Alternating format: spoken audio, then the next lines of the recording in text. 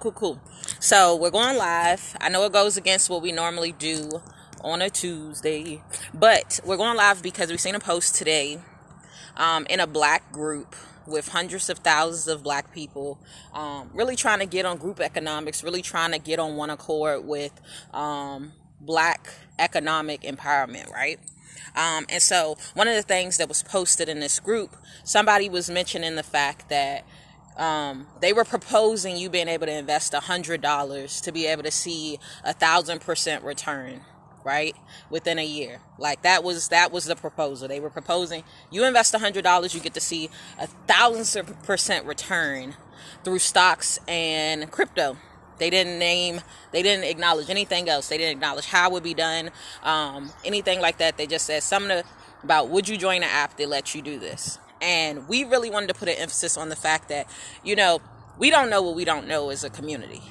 The collective does not possess the level of financial literacy that we need to, right? We know this. It is self-evident that the black community collectively does not possess the amount of financial literacy that we need to collectively, because scam flowers went rampant the moment unemployment stimulus started going around. People were convincing you to give $100 for, or $500 or $1,000 for $4,000 or for $11,000 or something of this nature. You know somebody that did it or knows somebody that did it and engaged in one of these scam flowers, right? These fire and water and earth and blah, blah, blah seminars, right? And they called it collective economics. Being Susu. We know real Susu, right? Susu is about being able to hold each other accountable in saving strategies. It's not being able to build your wealth off the backs of somebody giving you money freely, right? So that's the first thing. When it comes to investing, when you start tossing around that investing word, that money has to go to work somewhere. You're just not trading time for money anymore. You're now making your money work for you to see that return on investment. So it's either going into something where it generates money because of the performance, it's either going into real estate, right? Because real estate increases in value. And if you buy low or you buy undervalue and resell it at value, boom, there's your ROI right there. Or it's going into stocks, right? Stocks are companies, right? Somebody's putting in the day-to-day work to run those companies, to allow for revenue to be generated, to allow for performance of the company itself to uphold it or exceed standards, so that the value you initially bought into owning the company is now worth more, right? So whatever you're doing, your money is working somehow to make itself become more valuable on your behalf. But it's never a situation where you give it to Tom and then Tom gets it from Paul and your money now becomes worth 10 times more. That doesn't add up, because somewhere in between that, Tom, Paul, something had to do something to allow for your money to multiply to that extent, right? So even if you're doing passive investing, even if you're becoming a personal lender, right? So you have $1,000 and you're allowing somebody to borrow your $1,000 with interest because they need access to your money with a shorter turnaround time, and they need you feel a little bit more confident in giving them this money and being guaranteed you're going to see it back. And that's where the interest comes in. So your money is working for you in all of these situations. Black economic empowerment, we want to be very clear about that. Black economic empowerment will never be somebody just saying, give me this money and it's going to grow. How?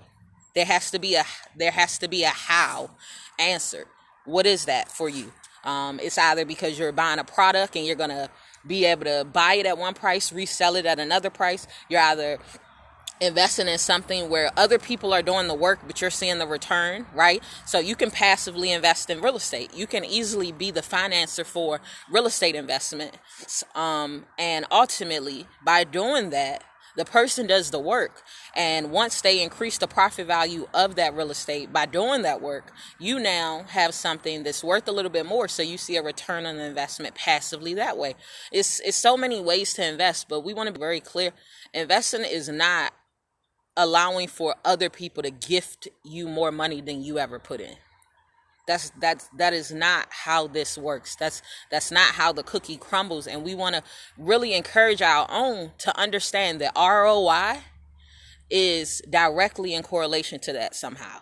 You can invest in businesses, you can invest in real estate, you can invest in passive income streams. You can invest something where work has to be done along the line where your money ultimately multiplies itself. And we encourage everybody to get into investing. We encourage everybody, open up a brokerage account. Encourage you to look at CNBC or CNN or one of these finance, Bloomberg or something, right? We encourage you to look into cryptocurrency. Bitcoin has doubled since April, May, right? We put in, I believe, $300-$400 in Bitcoin. Our Bitcoin position is like $700. That's over 100%. It's like at 120-130% ROI right now because it is working for us. But it's a time thing, right? Very seldom do you see a ROI instantaneously. Very seldom do you just sit money in an account and it sees a huge return in investment. One of the reasons you're even able to get money, see a return on your investment by putting money in a bank is because the banks are technically taking credit for the money you have set in there to do their own investing. And through the profit they see from that investing, they're now able to cut you a tiny check. And so the bank ROI is really nothing in comparison to what you can see to do it yourself. But that requires knowledge, that requires effort, that requires you taking more initiative. Now, granted, it's some passive ways to do it. You can invest in ETFs or index funds, which are going to allow your money to be invested in a money managed fund. That's what the difference is. It's a money managed fund. So that means somebody's doing the work for you again, right? To allow for your money to grow.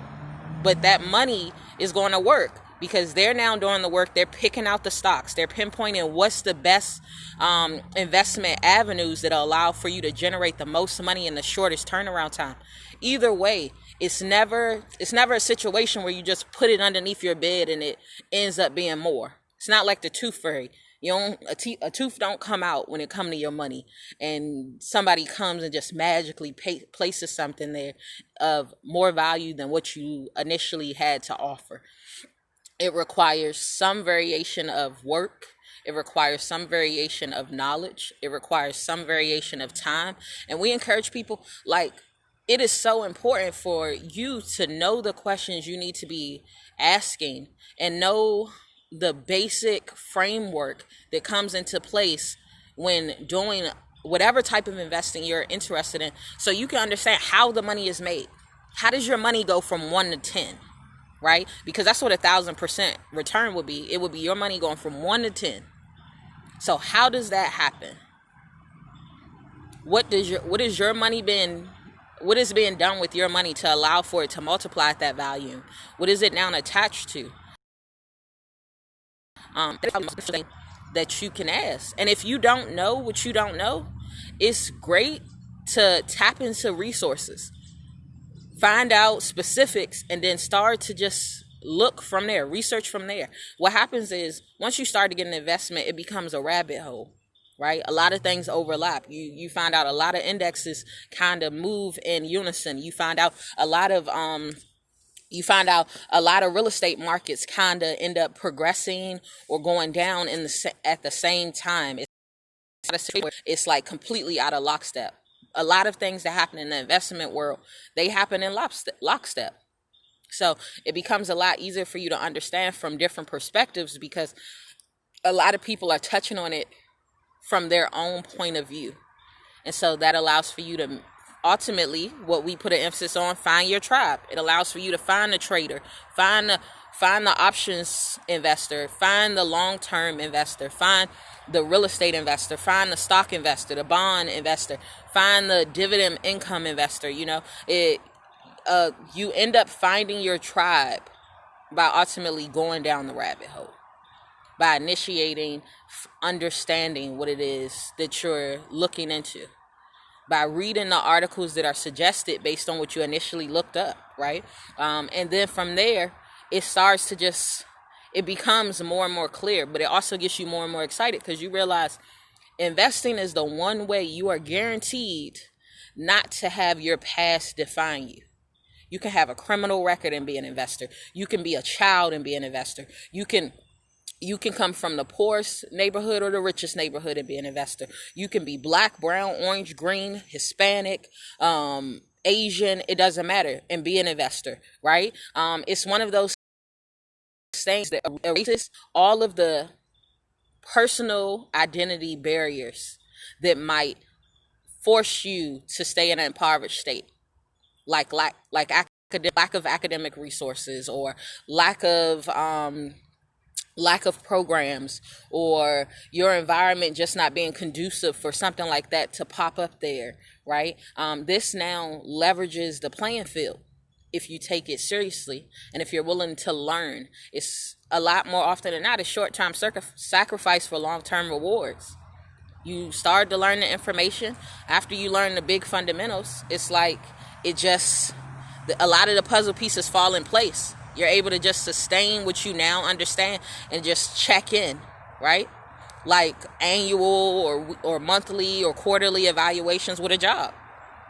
Why wouldn't you want to check in on something that's doing work on your behalf? Why wouldn't you want more answers or want more details about how it's going and why? Because the right type of details can allow for you to progress even further, even quicker, or readjust, right?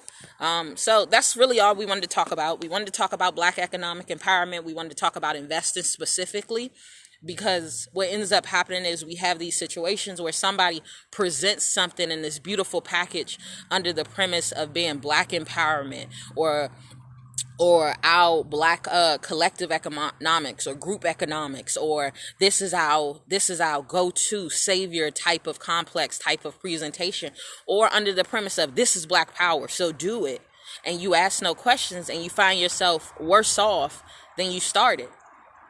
Everybody should look around. Ask them people that were doing them scam flowers from March to like July when the unemployment stimulus stopped. Ask them how they doing. Ask them how them flowers doing now. Ask them where that money at. Have they paid off all that debt they were promised they would be able to afford to pay off by giving that $500 or $100 or $1,000 for that $4? Those are the questions we don't ask. Yet we go in passionately. And investing is more so about knowledge and logic in combination with your passion. They can't exist independently. You have to possess them all, or you have to be willing to tap into resources that do and make them show you receipts, right? We've showed the receipts of when we got NEO at 178, and it hit over 55 yesterday. Over 2,400% return on our initial investment, right? Those are the types of things. You got to ask questions and got to hold people accountable, because you can work for your money for the rest of your life, or you can make your money do the job on your behalf. Make that money go to work so you can live that life.